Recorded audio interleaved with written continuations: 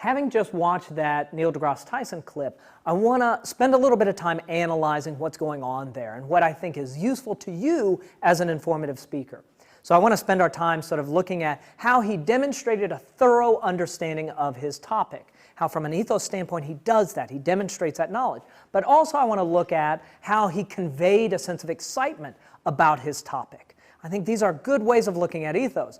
Surprisingly, there are also the categories on that feedback form, on our evaluative rubric for thinking about ethos. How does the speaker demonstrate a thorough understanding of the topic? We're going to take a look. How does the speaker convey a sense of excitement or interest in the topic? We're going to take a look. So let's start off with how he's demonstrating an understanding of the topic. Well, structurally we can look at this and say, well, he's able to introduce a concept and then he runs it through a number of different clarifying devices. So I'll talk about a couple of these, but once again, it's just he knows the subject matter so well that he has 15 different possible ways of explaining an idea, so he can loop in a bunch of different ones, right? You've got multiple ways of accessing that information. So I want to spend time with perhaps the longest one that he talks on, which is that cannonball analogy. It's a very extended analogy. So when we look at how he structures his time, he tells this clarifying analogy of cannonballs and orbits. And that analogy is good because it's easy to understand and it's very visual.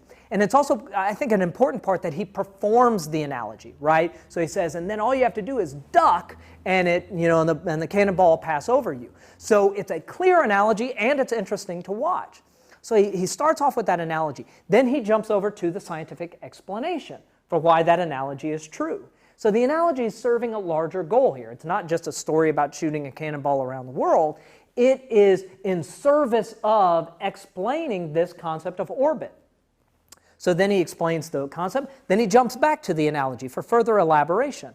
And then he provides a summary of the orbit principle here, of the mathematical principle. And then he extends the analogy to talking about the moon and the apple. So we've gotten a scientific principle told through at least 2 separate examples and analogies. So it's And think, too, he's sort of bouncing back and forth between the complexity of the principle and the simplicity of the analogy. But in listening to that, he understands the complexity. But he understands the complexity so well that he can explain it simply. Okay? And so he's achieved that sort of sublime state of informative speaking, being able to simplify an idea without making it too simple, without violating the key idea. And I think, too, as part of the performance, his gestures are part of the illustration of the concept. It's visually clear, but also in his very active physical performance of that analogy, he's demonstrating pretty significant interest. So we also get a sense of his enthusiasm there. And he's got lots of other times where he's doing this demonstration of knowledge through multiple examples. So when he talks about the cup experiment and dropping the cup, that's a real nice, easy explanation of some principles of gravity. And even a small part where he's talking about Newton and he says he was a natural philosopher. Well, he doesn't let that jargon stand out there. Not everybody in that audience knows how they used to define natural philosophy. So he states what a natural philosopher is, and then beyond that, he actually explains why that distinction in terminology existed. It's a much easier way of understanding natural philosopher. He doesn't just say, oh, it's what we would today call a scientist, and leave it at that. He says, it's today what we'd call a scientist, but here's why it was called a natural philosopher at the time. So there's depth to that explanation. He understands the topic so well that he can explain that material in multiple ways. So he's demonstrating that deep knowledge. We know that he knows the concepts, but he knows them so well, he can explain them well for us, the audience. And I think that's a key component of his ethos. Not only what he's saying, but how he's performing it. He's able to quickly jump into and out of simplifying devices. Okay, so that's how he demonstrates an understanding of the knowledge. Now how does he demonstrate his excitement? Well, that clip is nothing but him demonstrating his excitement on that subject matter. So how is he doing this? I think one thing that's happening there is he has different levels. We'll talk to this more when we get into the persuasive speech. We'll strategize about how to plan out different levels.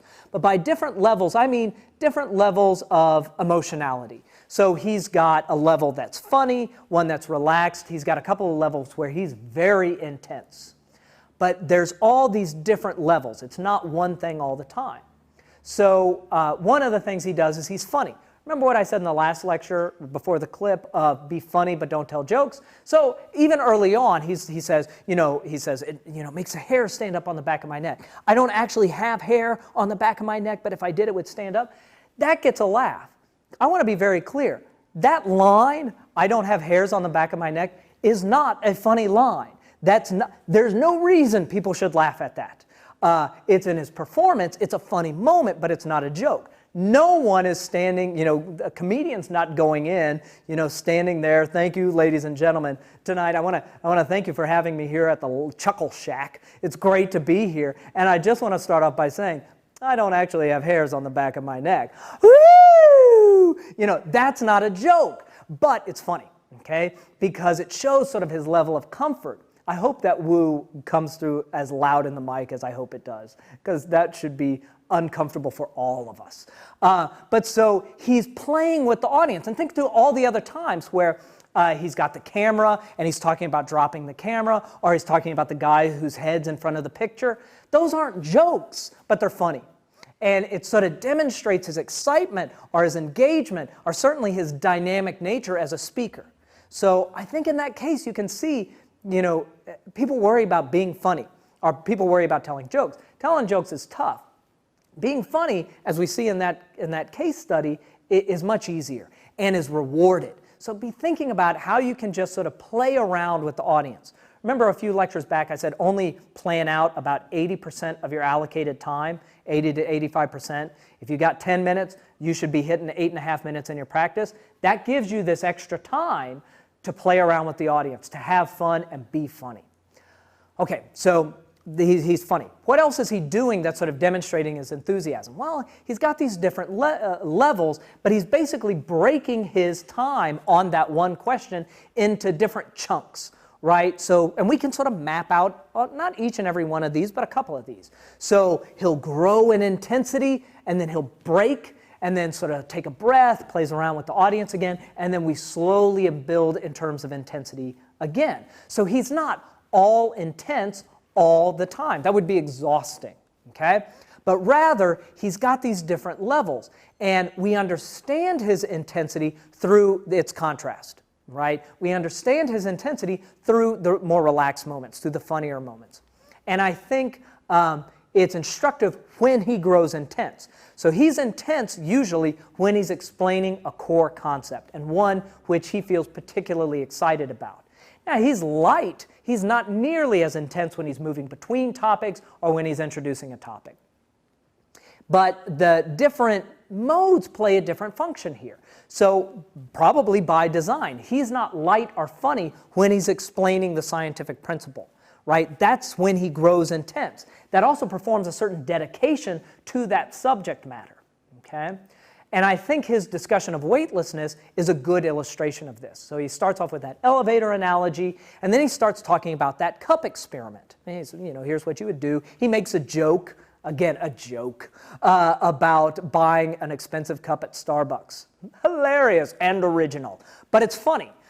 So he talks about poking holes in it, and then when he's talking about it dropping and why the water would stop coming out the sides, he grows very intense. He's getting into that. It is not, that part's not funny, it's exciting, it's intellectually thrilling.